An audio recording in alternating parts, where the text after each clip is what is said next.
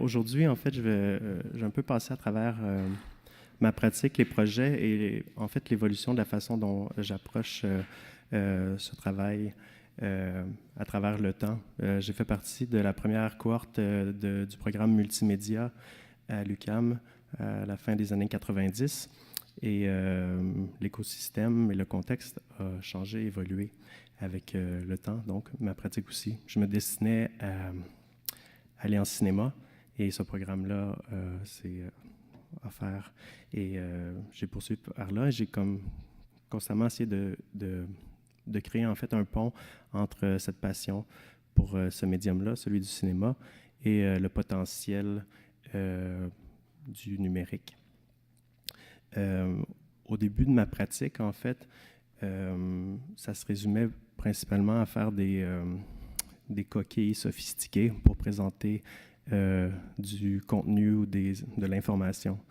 Ça, c'est un site, le premier site d'Arcade Fire que j'ai fait pour eux, où dans le fond, on présentait les dates de concert, les paroles, mais on avait fait une sorte d'expérience un peu weird où on nourrissait un sphinx avec des guimauves et des choses comme ça, mais c'était principalement une coquille dans laquelle on présentait du contenu. Et à travers le temps, je me suis rendu compte que c'était plus intéressant d'utiliser cette plateforme-là pour développer du contenu original. Le premier film interactif que j'ai fait a été fait dans le contexte de Kino, dont la devise est « faire bien avec rien, faire mieux avec peu, le faire maintenant ». Et ce film a été fait en 24 heures. Et l'idée au départ était de faire un film stéréoscopique. Et j'ai eu l'idée le matin d'isoler, en fait, si on veut, les deux canaux. Et ça a été une espèce de moment révélateur où j'ai pu voir une salle de cinéma entière en train de créer son propre montage dans une mécanique de parallèle continu où, à travers la gel rouge ou bleu, on fait son propre montage. Il y avait un équilibre aussi entre une espèce de progression, un arc dramatique où on suit une progression, une histoire, mais en même temps un rapport très différent avec l'œuvre où on a un semblant de contrôle ou de connexion particulière avec l'œuvre. Et je trouvais qu'il y avait quelque chose de prometteur dans cette prémisse, et aussi le fait que l'interaction se basait sur deux bouts de cellophane et pas nécessairement d'ordinateur. Fait que aussi cette idée-là que l'interactivité n'était pas seulement high-tech. Arcade Fire sont des amis avant tout que je connais depuis très jeune, Régine en particulier. Et en fait, j'ai eu la chance de collaborer avec eux pendant 12 ou 13 ans, une période charnière de l'industrie de la musique, si on veut, où il y a eu un changement de paradigme, où les groupes, les artistes pouvaient entrer en contact directement avec son public, où la façon de diffuser, de consommer les œuvres changeait. Et c'est un groupe qui a eu l'intelligence d'avoir cette espèce d'autonomie-là et d'indépendance artistique où finalement on pouvait faire ce qu'on voulait sans avoir un label ou des gens qui n'ont pas rapport de nous dire qu'est-ce qu'on avait à faire. Fait que c'était une relation très ouverte et très spontanée entre le groupe et moi. Et une des choses qu'on trouvait intéressante, c'est avec l'arrivée de cette plateforme-là, en fait, on a perdu d'une certaine façon, paradoxalement, le compagnon visuel de la musique. On se retrouvait juste avec un JPEG, là, finalement. Et pour moi, finalement, la pratique ou les interventions en ligne ou dans la physicalité devenait, la création d'un environnement complémentaire à l'œuvre. Fait qu'on a toujours réfléchi à toutes ces interventions-là comme étant un compagnon ou la création d'un univers qui viendrait complémenter l'expérience musicale. Pour l'album Neon Bible, on a créé une multitude d'interventions. Le groupe est allé à l'émission Price is Right avec des T-shirts, avec un numéro de téléphone. Et il y avait quelque chose d'assez intéressant de polliniser tous les modes de diffusion possibles et de les faire parler un dans l'autre. Fait qu'on a créé des infomercials où on présentait un produit fictif avec une ligne téléphonique. Et en fait, cette ligne téléphonique-là est devenue en fait un endroit où il y avait un système de boîte vocale qu'on trouvait très drôle à une certaine époque et finalement qu'on a complètement oublié. Plusieurs mois plus tard, en fait, on s'est réveillé, on dit « Ah, c'est vrai, on avait mis en place un numéro 1-800 » et on a découvert, en fait, des milliers de messages téléphoniques laissés par des gens qui pensaient que Neon Bible était un produit mystique. D'autres comprenaient que c'était, en lien avec le groupe, mais c'est devenu une espèce de confessionnal ou de conversation entre une machine et des humains. Et ces témoignages-là sont devenus le backbone, si on veut, d'un documentaire linéaire que j'ai fait sur le groupe avec des témoignages assez émouvants de fans et de monsieur et madame tout le monde qui vivaient dans une réalité parallèle. Et c'est dans ce contexte-là aussi que j'ai fait le vidéo Neon Bible, qui est arrivé à un autre moment charnière où Musique Plus et Much Music et autres ne diffusaient plus vraiment de vidéoclips. Et de façon très pragmatique, j'étais programmeur, je me suis dit, je pourrais utiliser la plateforme web et d'intégrer des mécaniques de jeux vidéo et quelque chose de cinématographique ensemble et de déclencher, créer un rapport différent avec l'œuvre. Fait qu'esthétiquement, narrativement, il y avait un lien à faire avec une référence avec Méliès et ce rapport-là différent avec l'image. Et en utilisant un titre, un générique à la fin, je voulais essayer de court-circuiter la façon dont les gens recevaient l'œuvre, que ce soit quelque chose qui ait une résonance cinématographique sans interface, et pour que les gens, en fait, le reçoivent ou l'approchent intellectuellement d'une façon différente. Et ça a fonctionné. Après ce projet-là, on parlait d'un film, d'un vidéo interactif et non d'une page web ou d'un jeu. Et ça a complètement changé mon rapport et la façon dont les gens voyaient ma pratique. Juste d'avoir dit que finalement, j'avais réalisé un site web. Après ce projet-là, en fait, j'avais envie de transcender, en fait, l'interaction de la souris et du clavier. Et je me suis dit que ça pourrait être intéressant d'exploiter, en fait, l'interaction la plus primitive qu'on a avec la musique, c'est celle de danser, en fait. Fait qu'en utilisant la webcam et l'analyse vidéo, on détecte la vitesse à laquelle les gens gesticulent devant leur ordinateur, et ça a un impact sur le défilement, les mécaniques de boucle du projet.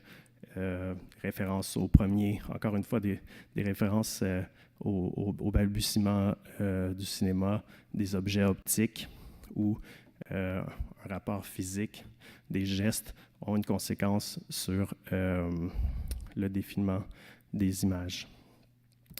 Et après ça, d'offrir en fait cette grammaire-là, ces outils-là, pour qu'ils soient réappropriés par d'autres gens et de se rendre compte que il y a un certain développement de grammaire, de langage, de mécanique qui est de possible à travers le code, finalement. Ça, c'est un autre exemple d'un autre projet que j'ai fait pour Arcade Fire, Just a Reflector, où on donnait, on offrait le code source et une interface graphique pour se réapproprier le projet et comprendre comment on s'y était pris. Fait que dans ce projet-là, la chanson s'appelle Reflector, c'est une chanson qui parle de représentation d'identité. Je trouve intéressant de créer, en fait, à travers l'écran, une fenêtre entre notre monde physique et un monde parallèle. On utilise le téléphone comme d'une sorte de projecteur. Et à travers la caméra et le gyroscope, on est capable de positionner notre appareil dans la main et en créant une espèce d'illusion d'effet optique. Fait que le spectateur devient à la fois une sorte de projectionniste de spectateur, mais aussi de protagoniste. Parce qu'à un certain moment dans le vidéo, il y a un moment où le personnage principal casse le réflecteur et on se retrouve dans une situation où la caméra qui servait juste à positionner notre téléphone dans la main devient vraiment le feed vidéo et on se voit dans le film et la protagoniste se retrouve dans le téléphone. Fait qu'il y a une espèce de mindfuck où les deux mondes s'inversent. Finalement, je trouvais qu'il y avait quelque chose d'intéressant là d'intégrer la physicalité d'un lieu dans un cadre d'écran. Blabla est le premier projet, je pourrais dire, original, qui n'était pas relié à une autre entité. L'ONF, le studio interactif de l'ONF, était comme le premier contexte à travers lequel j'ai pu faire une œuvre comme ça. Il y avait un peu de pragmatisme aussi dans le fait que l'industrie de la musique a été une des premières à faire le saut et j'ai sauté sur l'opportunité pour pouvoir faire des œuvres web, si on veut. Dans le cas de Blabla, j'avais envie d'explorer la notion du langage, la relation entre un être pseudo-intelligent et nous, et d'explorer en fait le rapport de l'humain avec une entité, avec une réflexion sur la façon dont on interagit avec les choses, d'y aller d'une façon très primitive sur la compréhension de ces mécanismes-là, la peur un peu de l'inconnu, le désir de réappropriation, l'obsession de définir les limites de cette technologie-là. J'avais envie de faire un projet qui transcendait les langues, les générations et les cultures, et faire un projet qui allait rejoindre ces différents publics-là. On a développé aussi une façon de travailler en petits groupes sur des longues périodes. Caroline Robert, Philippe Lambert et Édouard Lanctot-Benoît, mon développeur, et moi. Et à partir du jour zéro, prototyper, développer des intuitions et après une année, arriver à un projet à mi-chemin entre le livre illustré, l'animation, le jeu. J'ai décidé d'appeler ça un film pour ordinateur pour justement, encore une fois, court-circuiter l'appréhension des gens et induire une idée de narrativité et de linéarité dans le projet. Ça, c'est juste quelques exemples de chapitres du projet. À un certain moment, après que le projet soit sorti en ligne, pour moi, en fait, la plateforme web est, comment je pourrais dire, la plateforme ultime parce qu'elle est démocratique, universelle, ou quasi universelle. Permet de rejoindre des gens dans différents contextes. j'ai eu l'opportunité de transformer le projet dans un contexte physique. Encore, je pense, quelques mois avant que Lynn fasse son exposition Jeux à la gaieté lyrique, j'ai eu l'opportunité d'occuper un étage complet aussi là-bas. Et ça a été de transformer ou transposer le même matériel, les mêmes interactions, mais dans un contexte différent, avec des interfaces différentes et dans un contexte où plusieurs participants pouvaient interagir avec l'œuvre. Fait qu'il y avait une réflexion aussi à faire sur la façon, le parcours, les mécaniques et la façon dont plusieurs enfants et plus grands pourraient rentrer en relation avec ce ou ces personnages à grosse tête. Le dernier projet que j'ai fait avec l'ONF s'appelle Way to Go, ou Jusqu'ici. Et l'idée était de réfléchir sur la notion du regard et de la perception. C'est une espèce d'état d'ultra-lucidité qu'on peut avoir quand on joue à un jeu, qu'on découvre des nouveaux environnements, ou quand on est en voyage et qu'on est plus sensible aux détails, que ce soit la façon dont les gens s'habillent ou la forme des boîtes aux lettres. Et je trouve intéressant d'explorer cet état-là, en fait, si on veut, et de créer un point de jonction entre le jeu vidéo et le film. Et l'idée, assez rapidement, a été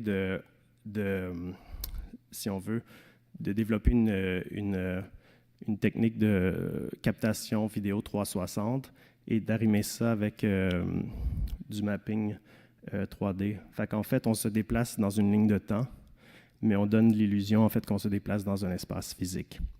Et après ça, fait qu'en fait, c'est une marche en forêt, tout simplement, où on passe d'un état plus réaliste à un état plus, comment dire, une forêt interprétée, si on veut. Ce projet-là a été conçu ou imaginé avant l'avènement de, comment dire, le buzz de la réalité virtuelle. Avait été imaginé pour un écran d'ordinateur. Et à la toute fin du processus, on a juste pu l'adapter pour les casques, parce que le projet était propice à cette espèce d'état de contemplation et donnait une résonance différente au projet. Je trouvais ça intéressant qu'on ait une incarnation hybride. Dans toute ma pratique, en fait, il y a toujours en fait, les limitations du format du médium qui entrent dans le processus créatif et dans la réflexion du projet. Et on le fait avec transparence et humilité. Ça fait partie de notre réalité. C'est un rapport amour-haine avec la technologie, mais qu'on essaie de garder un regard lucide et pragmatique sur le procédé. On développe nos propres outils avec des technologies ouvertes. Ça, c'est un outil qu'on avait utilisé pour la composition musicale en développant une interface custom avec la prémisse des rythmes euclidiens, les rythmes africains ou des rythmes de différents rythmes se juxtaposent et se désynchronisent. Le fait d'avoir une interface visuelle nous permettait de raffiner, de peaufiner des intuitions et de transcender en fait des lignes et des lignes de code. On a fait la même chose aussi pour Caroline avec le visuel, c'est-à-dire encore une fois des outils qui permettaient d'affiner l'exécution et la création d'environnement. Je vais juste finir rapidement avec quelques lignes, en fait, d'un manifeste qu'on avait écrit il y a quelques années en réaction à la SODEC, qui n'intégrait pas, en fait, nos pratiques dans sa nouvelle politique culturelle. On appelait ça le manifeste pour les nouvelles écritures, à défaut d'un meilleur terme. Ce qu'on disait, c'est que la création interactive n'est pas une déclinaison d'une autre forme d'expression, elle est une forme artistique en soi. Il faut nommer la pratique et l'appuyer par une démarche qui lui est propre. L'industrie de l'interactivité est une industrie culturelle. Ses créateurs ne sont pas des fournisseurs de services. C'est par une pratique appuyée qu'émerge une culture d'auteur.